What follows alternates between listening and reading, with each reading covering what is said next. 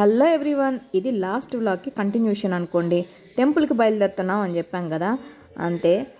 యాక్చువల్గా అయితే నేను జాగ్ ఫాల్ కూడా మిస్ చేసి వచ్చి ఎట్లాగైనా సరే ఒక్క దర్శనమైనా చేసుకోవాలని చెప్పి పరిగెత్తుకుంటూ వచ్చాను. తీరా చూస్తే నైట్ 7:30 అయింది. ఇంకా టెంపుల్ 8 కంతా క్లోజ్, ఇంకా వెళ్ళేదానికి లేదని చెప్పేశారు అక్కడ అయితేను. ఇంకా రూమ్ కోసం వెళ్ళకుండా ఎట్లా మరి రూమ్ కోసం వెతుకుతా ఉంటే అక్కడ ఉండే వాళ్ళందరూ ఇంకా టెంపుల్ జస్ట్ 3 minutes అవేను, వాకబుల్ డిస్టెన్సేను, ఇక్కడ తీసేసుకోండి, మళ్ళీ అక్కడ కార్ పెట్టుకోవడానికి ప్లేస్ లేదని చెప్పి తేగా చెప్పినారు. ఇంక చేసేదేమి లేక నిజంగానే అని చెప్పి సామాన్యంగా నమ్మము, అలాంటిది ఆ రోజు నమ్మి అక్కడ రూమ్ తీసుకున్నాము. అదేందో కానీ ఉదయాన్నే మా ఆయనకి టీ పడకపోతే తలనొప్పి వచ్చేది కదా, అందుకని చెప్పని ఆ రోజు పక్క రోజు ఎర్లీ మార్నింగ్ 5:30 కంతా లేచి టీ కోసం వెళ్ళినప్పుడు అక్కడ అడిగితే వాళ్ళు 1.5 kilometer ఉంటుంది ఇక్కడ నుంచి టెంపుల్ అని చెప్పారు. అంతే అయిపోయా. ఇంకా అంత దూరం నడిచిపోవడం ఇష్టం లేక మళ్ళీ కార్లో ఒకసారి వెళ్ళి చెక్ చేసుకొద్దాం మన ఇద్దరమే వెళ్ళి అని చెప్పని ఊరికి అట్లా వెళ్ళేసి వచ్చాం. టెంపుల్ ఎంత దూరం అంది, పార్కింగ్ ఎట్లా అని చెప్పని ఇంకా వెళ్ళి చూస్తే 1.5 kilometer ఉంది. అందుకని చెక్ చేసుకొని రాబట్టి ఈజీగా కారులో వెళ్ళగలిగినాము. అదే వాళ్ళు చెప్పిన మాటలు కానీ నడుచుకొని ఉంటే దూల తీరుంటుంది. ఇక్కడ చూసారు కదా, ఏదో మెడలు ఎత్తి చూడాల్సి వస్తూ ఉందన్నమాట ఆ గోపురాన్ని. అయితే నాకు తెలిసి ఇది మన దేశంలో కన్నా హైయెస్ట్ గోపురం అంట, దేశంలోనే ప్రపంచంలోనే తెలీదు. 21 ఎన్ని ఫ్లోర్స్ ఉంటాయో కూడా గుర్తులేదే, కానీ ఇక్కడ క్యూ చూస్తే మాత్రం బారెడు నింది. భయపడి చచ్చాము, ఇదేంద్రా ఈ జనాలు స్వామి అనుకొని. భలే ఉంది కదా లొకేషన్. అయితే పక్కనే బీచ్, ఒక బ్రీజ్ ఎయిరు భలే ఉంది, చల్లగా బాగుంది. కానీ అంతే ఇదిగా కొద్దిసేపటికి, ఎందుకంటే ఎర్లీ మార్నింగ్ కాబట్టి కొంచెం చల్లగానే ఉండింది. తర్వాతకి ఎండ దోల తీర్చిందనమాట, భయంకరమైన ఎండలు ఉన్నాయి అక్కడైతేను. ఇంకా క్యూ చూసి భయపడిపోయాము. మా క్యూ చూస్తే చాలు ఎక్కడ లేని ఆత్రం పుట్టుకొచ్చేసి నేరుగా పోయి క్యూలో నిలబడుకునేస్తాము. అట్లానే చాలా దగ్గరలో కూడా జరిగింది.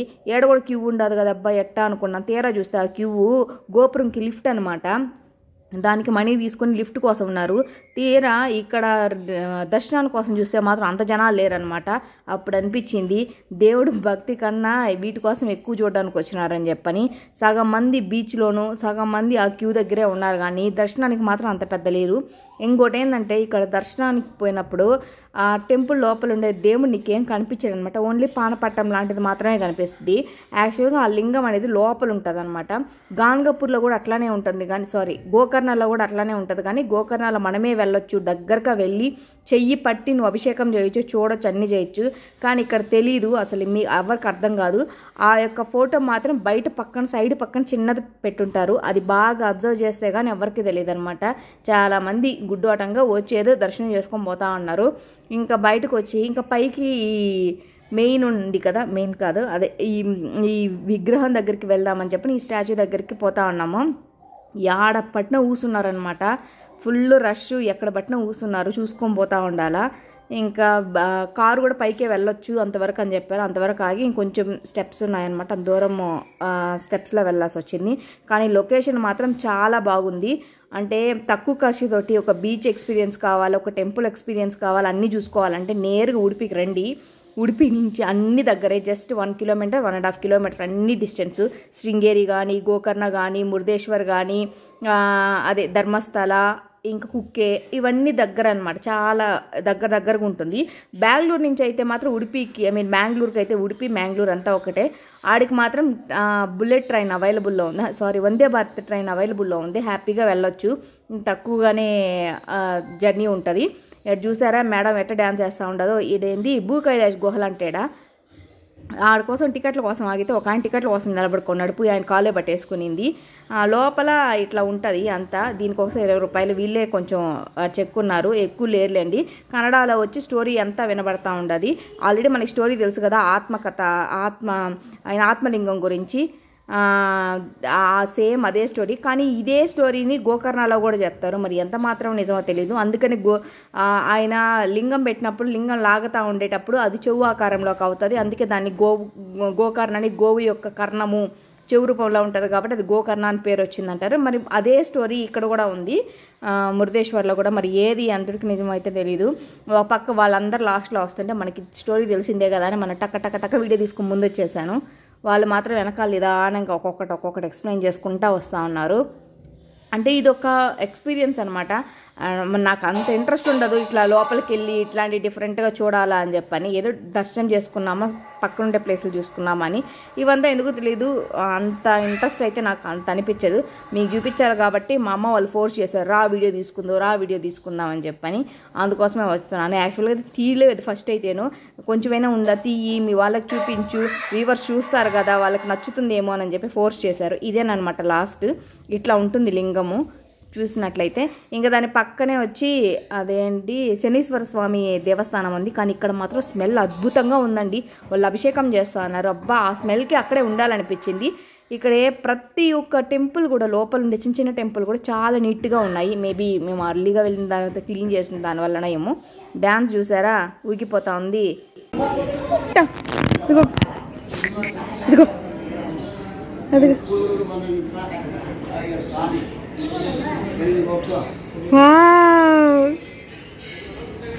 పిచ్చుక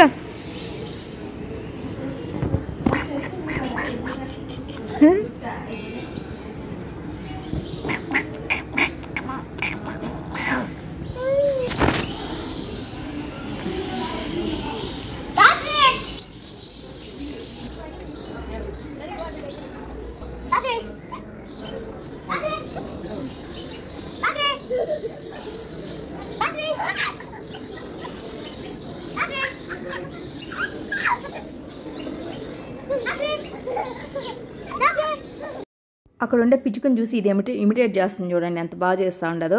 ఇంక వీళ్ళిద్దరూ దోబూచులు ఆడుతున్నారు. ఎందుకంటే మా అమ్మ వాళ్ళు నా దర్శనానికి మనం తొందరగా ఇప్పించుకొని వచ్చేస్తాము, వాళ్ళదే కొంచెం లేటు. తర్వాత అక్కడి నుంచి వచ్చేదాకా అక్కడ కూర్చొని ఉన్నాము. ఇంకా మేడం ఆ కుక్కను చూస్తే ఆడ ఊరుకుంటుంది చెప్పండి. ఆ కుక్కను చూడడం పరిగెత్తింది దాని దగ్గరికి.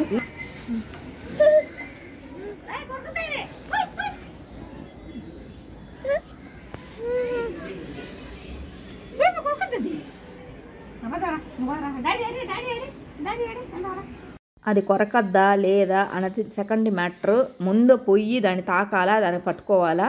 ఇంకా ఇక్కడ నుంచి చూస్తే వ్యూ అయితే సూపర్ ఉంటుంది అనమాట. బీచ్ పక్కనే కదా, జనాలు అందరూ సగం వేడా ఉన్నారనమాట. అందరూ గుడి కోసం కాదు బీచ్ కోసం వచ్చినట్టు అనిపించింది.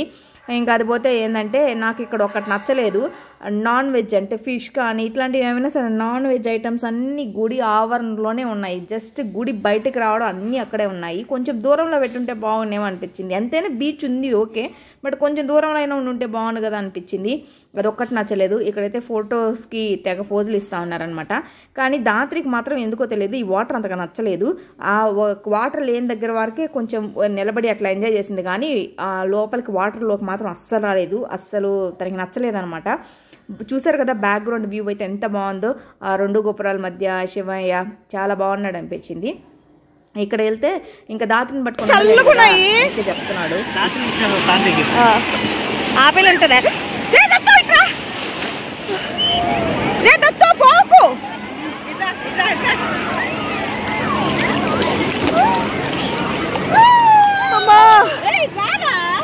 ఆ వాడు ఫస్ట్ టైం హార్స్ ఎక్కడం అనమాట. ఎంత జనాలంటే నేను ఎప్పుడు చూడలే ఇంత జనాల్ని, అంతమంది ఉన్నారనమాట. ఏదో పిచ్చుకుల్లాగా అనిపిస్తున్నారు దూరం నేను చూస్తూ ఉంటేను. ఇంకా వాడు కొంచెం ఎంజాయ్ చేశాడు. మ్యూజిక్ కోసం మన మేడం అక్కడ ఉండే ఎండలకి మాకైతే ఐస్ క్రీమ్ క్రేవింగ్ వచ్చిందనమాట. అందుకే ఒక దగ్గర ఆపి ఐస్ క్రీమ్ తీసుకుంటున్నాము.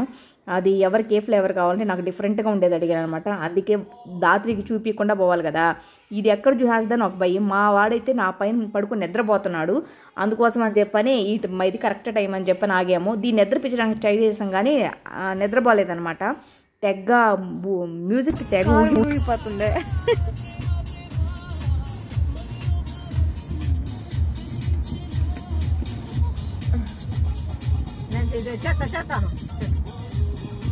ఎంత డ్యాన్స్ చేసినా కళ్ళన్నీ అటు పక్కే ఉన్నాయన్నమాట. ఎందుకు వెళ్ళినా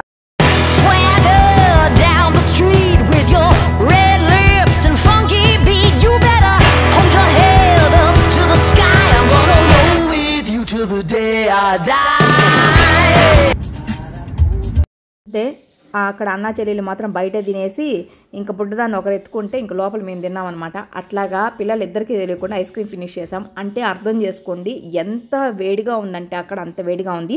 జస్ట్ టైమ్ 10:30 ఏమో అయింది అనుకుంటా, అంతేను 11 అయింది అనుకుంటాను. అప్పుడే రూమ్ చెక్అవుట్ చేసి వచ్చాము. ఇంకా అంతే అక్కడి నుంచి మేము ఉడిపికి బయలుదేరుతున్నాం. ఉడిపికి వెళ్ళే దారిలో అంతా దాదాపు ఇట్లా ఉంటుంది అనమాట బీచ్. అసలు ఎంత బాగుందంటే అంత బాగుంది, కానీ అంతే ఎండ అనమాట. కాకపోతే ఇక్కడ ఏంటంటే మేము ఇక్కడ ఆగాం కదా, ఇదే టైంలో ఒక బస్ వెళ్తా డైరెక్ట్గా మధ్యలో ఇది ఉంటుంది కదా, ఏంటది స్పీడ్ బ్రేకర్ కనుక్కుంటాను, డివైడర్కి మధ్యలో ఉంటుంది, దాన్ని కొట్టేసుకునింది అంతే. అదైతే రివర్స్ అయిపోయింది అంతే, బస్ రివర్స్ అయిపోయింది, జస్ట్ మిస్ అంతేను. బస్సులో ఫుల్ ఉన్నారు, నిజంగా చెప్తున్నాను అసలు దేవుడు ఉన్నాడు అనిపించింది. అందరూ భయపడిపోయినారు అక్కడ ఉండే వాళ్ళు అది చూసి, హారిబుల్ ఎక్స్పీరియన్స్. బట్ నేనైతే వీడియో తీయలేకపోయాను అంత ఇదిగాను. మా వాళ్ళే ఫోర్స్ చేసి తీపిస్తూ ఉన్నారు, తీయి అని చెప్పని. నేనేదో కొంచెం ఎంజాయ్ చేద్దాం అనుకుంటా అంటే వాళ్ళు ఒప్పుకోలేదు, తీయి వీడియో అని చెప్తా ఉన్నారు. దారి పడుకున్న ఉడిపి వచ్చేంత వరకు ఇదే తరగా ఉంటుంది, చాలా బాగుంటుంది అనమాట. బాగా వ్యూని అయితే బాగా ఎంజాయ్ చేయొచ్చు. అందుకే చెప్పేది, మీరు ఎప్పుడైనా సరే ఎక్కడైనా ప్లాన్ చేసుకోవాలనుకుంటే మాత్రం ఒకసారి ఇట్లా నార్త్ కర్ణాటక కూడా ఒకసారి రండి, చాలా బాగుంటుంది వ్యూ అయితేను. మేమైతే లాస్ట్ టైం ఆగస్ట్లో అట్లా వెళ్ళాం కానీ అప్పుడైతే చాలా బాగుంది, ఎందుకంటే లైట్ వర్షం అట్లా పడతా.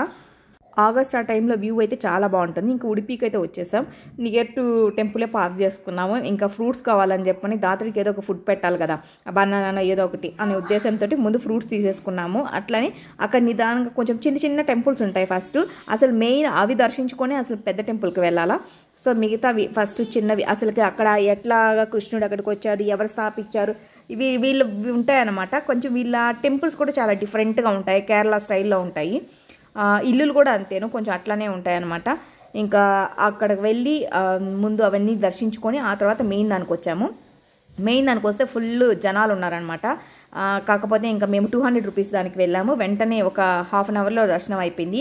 ఈ ఉడిపిలో మాత్రం నిజం చెప్తున్నాను, చాలా రీజనబుల్ కాస్ట్ ఉంటాయి మీరు ఏమైనా తీసుకోవాలనుకుంటే. సేమ్ మేము అక్కడే రేట్ ఎక్కువ అని చెప్పుకొని ఎగేసుకొని వచ్చినాం వేరే దగ్గరికి, అదే వేరే దగ్గర అయితే డబల్ కాస్ట్ చెప్పారనమాట. అందుకే అప్పుడే అనుకున్నాను ఉడిపినే చాలా బెస్ట్ అనుకొని. ఇంకా ఇది వచ్చి మాల్పే బీచ్ ఉడిపిలోనే. ఇంకా మరీ ఉడిపి జస్ట్ టెంపుల్ చూసుకుని వెళ్తే బాగుంటుంది కదా అనే ఉద్దేశంతో దీనికి కూడా వచ్చామన్నమాట. ఈ బుడ్డదైతే బాగా ఎంజాయ్ చేసింది, ఎందుకంటే నడిచేంతవరకే, నీళ్ళు వస్తే మాత్రం లేదు. మళ్ళీ మేము ఇక్కడ ఈ బీచ్ చూసుకొని మళ్ళీ మేము శృంగేరికి బయలుదేరాలా. మేము చేసిన తప్పు ఏంటంటే ఒకే రోజులో 4-5 చూసుకోవాలని ఆత్రపడిపోయాం అనమాట. అట్ట కాకుండా వచ్చిన దగ్గర ఒకటైనా సరే ప్రశాంతంగా నిదానంగా ఒకటి చూసుకున్నా చాలనిపించేది. బట్ మేము చేసిన దానికి మాత్రం అన్ని చూసేసుకోవాలి ఒకేసారి అనే ఉద్దేశంతో పోయి రోజుకు అంటే ఇప్పుడు మేము మురుదేశ్వర్ నుంచి ఉడిపి టు ఇప్పుడు మళ్ళీ శృంగేరికి వెళ్ళాలి నైట్ ఎంతైనా, కానీ ప్రతిదీ కూడా ఇక్కడ ఘాట్ ఉంటుంది. మీరు మాత్రం వచ్చినప్పుడు మాత్రం ఎప్పుడైనా ప్లాన్ చేసుకోవాలంటే మాత్రం ఒకటే చూసుకునేటట్టు చూసుకోండి. ఇక్కడ చూసారా, లాస్ట్ టైం ఆగస్ట్లో వచ్చినప్పుడు అయితే పిట్టులరు ఇక్కడ జనం అంటే ఒక 15 మంది ఉన్నారు. ఇప్పుడు చూసి మేమైతే షాక్ అయ్యాం, ఇదేమైనా జాతర ఏంద్రా స్వామి ఇంతమంది జనాలు అనిపించింది. అంత రష్ ఉన్నారనమాట, full rush. And water activities బాగా జరుగుతూ ఉన్నాయి. అసలు జాతరనే నయమేమోను అంతమంది ఉన్నారు. కానీ ఇదే బీచ్ లాస్ట్ ఆగస్ట్లో వచ్చినప్పుడైతే క్లియర్గా ఉన్నాయి, వాటర్ అయితే బ్లూ కలర్లో ఎంత బాగున్నాయో. ఇప్పుడు చూస్తే మడ్డేను.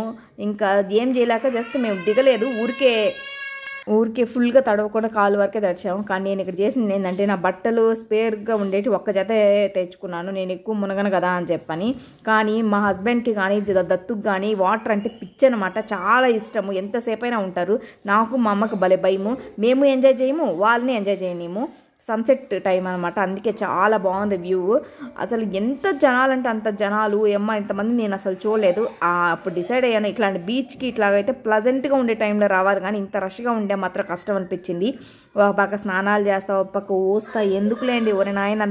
అందుకోసమే ఎక్కడ స్విమ్మింగ్ పూల్లో కానీ ఎక్కడ కూడా నేను దిగను, ఎందుకంటే అది అందరికీ చాలామందికి తెలుసు. కానీ కొంతమంది డేర్ చేసి దిగుతారు, కానీ నాకైతే మైండ్లో అది ఉండిపోతుంది అనమాట, చా అనిపిస్తుంది. ఇంకా వీలైతే ఇది ఎక్కాలనుకొని ముగ్గురు పట్టుబట్టారనమాట, ఎక్కారుగా మొత్తానికి. ఇప్పుడే ఒక పక్క టైం అయిపోతూ ఉండదు. మా అమ్మ అయితే కారులో పడుకొని ఉందనమాట అక్కడేను. నేను రాను పొండి, అందుకంటే ఆమెకు అంత ఇంట్రెస్ట్ ఉంటుంది గీచ్లు అంటేను. ఏదో దైవ దర్శనాలు చేసుకుంటుంది, ఏదో కొన్ని వ్యూ పాయింట్స్ చూడాలంటే చూస్తుంది, అంతేగాని ఇలాంటి బీచ్లకు మాత్రం రాదు. ఆమె వచ్చినా కూడా ప్రాబ్లమేను, ఎందుకంటే ఎవరిని బానిదనమాట. చందు వాళ్ళు కనీసం కొంచెం దూరంలో కూడా అసలు బానివ్వదు, భయం అనమాట, ఏమైనా అవుతుందేమో అని, ఏదో అలా లాగేసుకుంటాయంట, అందుకని అసలు పోనీదు. సేమ్ అదే భయం నాకు కూడా ఉంది, కానీ అమ్మ అంత కాదు. ఇక్కడ చూడండి ఈ బుడ్డదైతే ఎంత ఇదిగా ఎంజాయ్ చేస్తూ ఉండదు. నాకైతే బాగా అనిపించింది, కనీసం ఇదైనా ఎక్కినారులే వీళ్ళని చెప్పని. మళ్ళీ శృంగేరికి వెళ్ళే లోపల ఇంకా ఎంత లేట్ అవుతుందో. నెక్స్ట్ వీడియోలో కలుద్దాం. వీడియో నచ్చితే లైక్ అండ్ సబ్స్క్రైబ్.